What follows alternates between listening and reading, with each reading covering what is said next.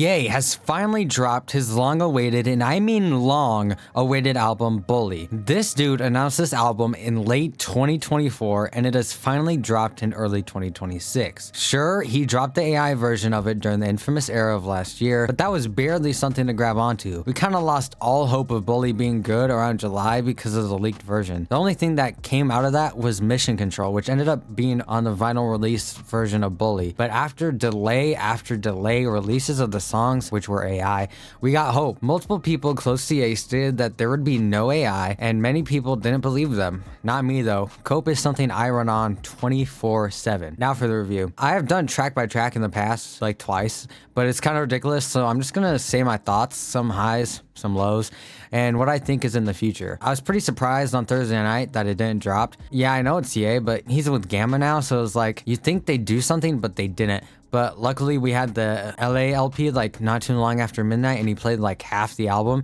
And I was kind of surprised he added extra songs to the album. I was thinking he would be lazy and just re-record the songs that were on the vinyl track list, but no, he actually added 7 new songs with no AI on them. I was kind of thinking he would just save these songs for the next album, because obviously he's been working on other albums, not just Bully. In fact, them probably more than this. If not for these songs, I think most people would rate this album way lower.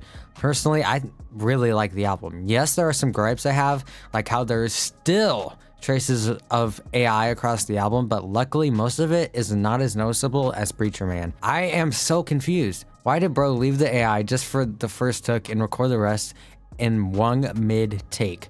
The nerve for them to upload AI versions of songs after tweeting "Bully on the way, no AI" is ridiculous. I appreciate the effort to re-record over AI, which is the bare minimum, but come on, bro. If you're doing it, go all the way. Let's get to what I love. Well, there's a lot of things that I love, that I love.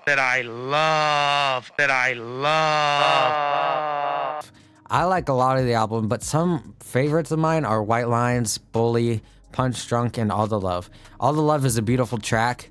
My only complaint is the lack of a verse, but Andre Troutman made me forget about that. We need him on every Ye album from now on, because bro, he's so talented and is the reason this album is as good as it is. Not just from his vocal additions, but his choices and production. In fact, he was actually the person responsible for adding the Donda part at the end of Mama's Favorite, which is pretty cool. I want to mention something about the song Bully no one has pointed out. On one line of the song, he goes, "All the castles in the sky come down crashing every time I speak my mind." People have misinterpreted this. I think this is most likely in reference to Marie Joie in One Piece.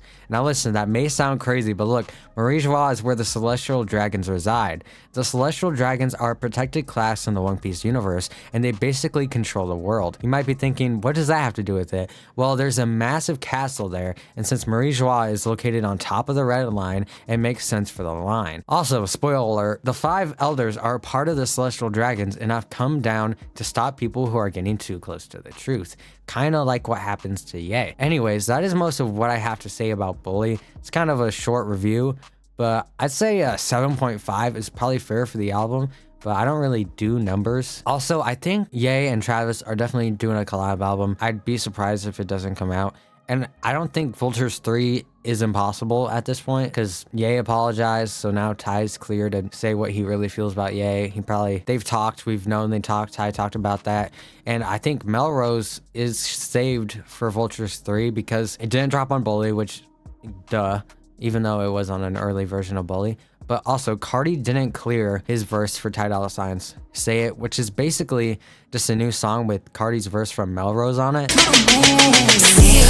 Nice, cover my flowers. Chaotic, they're gonna lie. And when he told Ty, he said we have to do it right, which obviously means with him, Ye and Ty on the actual song and not just the verse. So I think Vultures 3 is pretty possible. I think Ye is much less lazy now that he's with the label. Also, it's like he's not getting distracted. I don't know. I think he's being pretty locked in. He's in a healthy spot now.